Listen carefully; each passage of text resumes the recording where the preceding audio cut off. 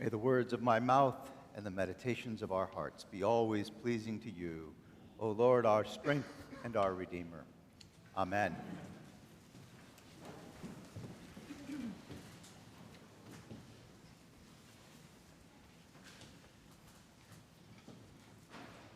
On Thursday, at the Last Supper, Jesus knew he would be arrested, and he was. On Good Friday, Jesus died on the cross, and his body was taken down and wrapped tightly in cloth and anointed for burial. He was placed in a tomb, and the tomb was sealed. The women saw Jesus die. The soldiers confirmed that he was dead and then saw his body taken from the cross. The disciples, those who were brave enough, watched from a distance. And so when the women return from the tomb and report that the tomb is empty and that two angels had told them that Jesus is alive, the other disciples think that they are delusional. They are making things up or seeing things that are not there. Even after Peter and the others go to the tomb and see that it is indeed empty, they do not believe. Later that day, Cleopas and his companion are walking to Emmaus. You remember that story. And as they are walking, Jesus encounters them and sees that they are sad. They do not believe that Jesus is alive. As amazing as the women's story is, even after Peter confirms that the tomb is empty, they do not believe that Jesus has risen. They do not believe that resurrection is even possible. Jesus finally appears, as we just heard, standing among the disciples. And even with all the messages, he told them that this would happen 3 times. He told them that this would happen. But even with that, and with all the messages from the angel and from the women, they are terrified. They think that he must be a ghost. So Jesus shows them his hands and his feet so that they can touch the wounds of his crucifixion and know that he is flesh and blood. But even then, they continue to disbelieve and to wonder. Jesus is there, standing among them. They can touch him, see him, smell him, and they are filled with joy. The one they love is back. The one who promised them the love of God is back.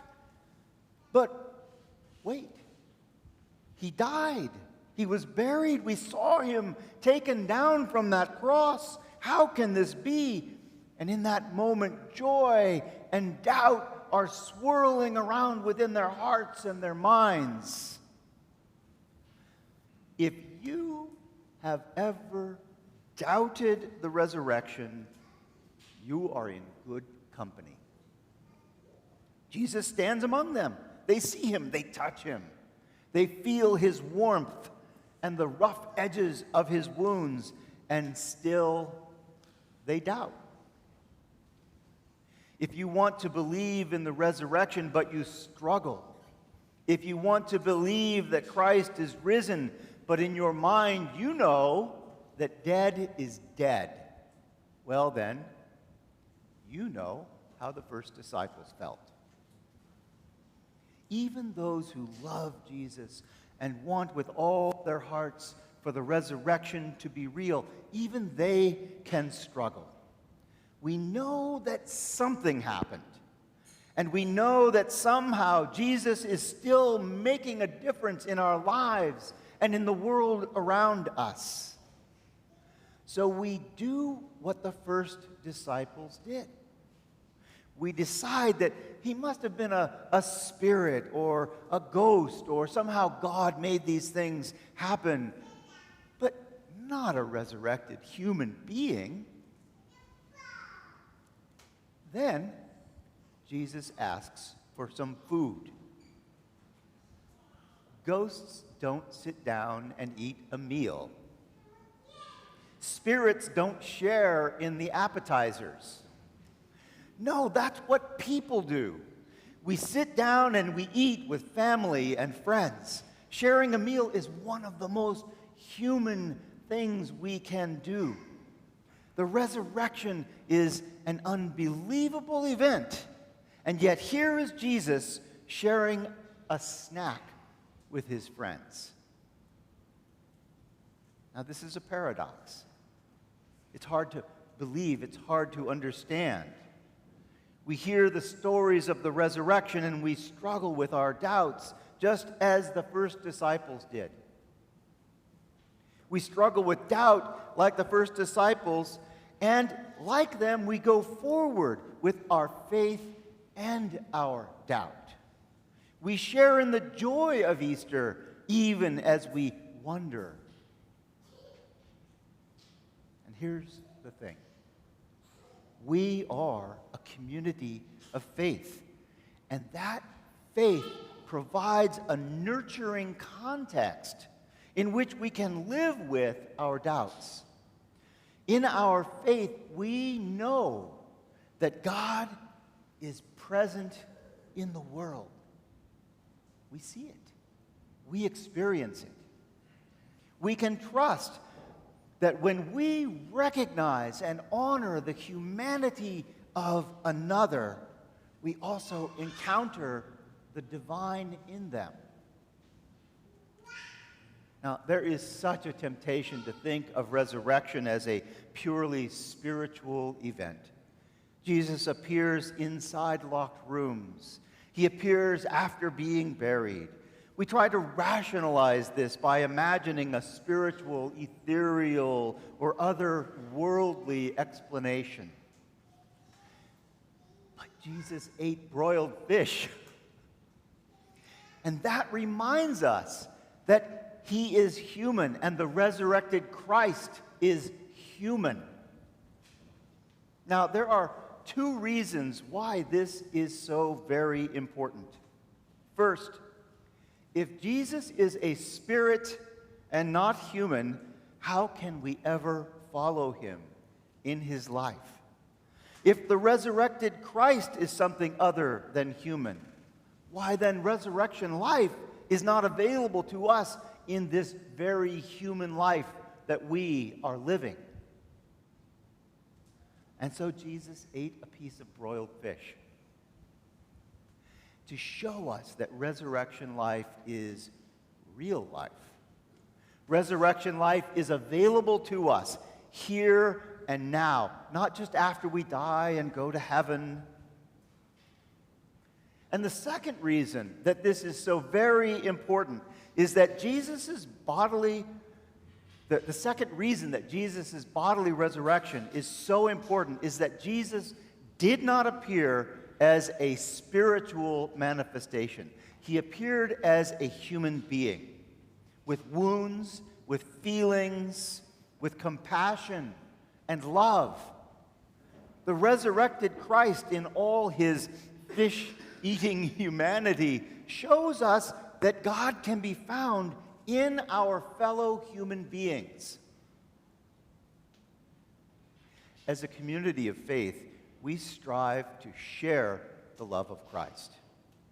We have learned through experience that when we love generously and care for others, we experience love ourselves. When we offer care to the marginalized, to the hungry, the poor, the homeless, the sick, and those in prison, we experience an abundance of love ourselves. When we see and recognize the true humanity of others, we also see and recognize the risen Christ. We find Christ when we honor the humanity in others, and it all started with Jesus eating some broiled fish. We still have our doubts. The resurrection is hard to understand and hard to believe, but resurrection life is actually available to us here and now. Resurrection life is what's happening in community and in worship and in outreach work that we do. When we come together to do God's work, resurrection is happening all around us, for us, and through us. So I want to leave you with a two-part challenge this week. First, I want you to live your life as though resurrection is happening all around us. Live your life this week as though Christ is risen and you are likely to encounter Christ at any moment. Live your life as though Christ is risen and you might just see Christ in the face of the next person you meet. Go into your week and your life expecting to see Christ. That's the first part of the challenge. And the second part is important as well.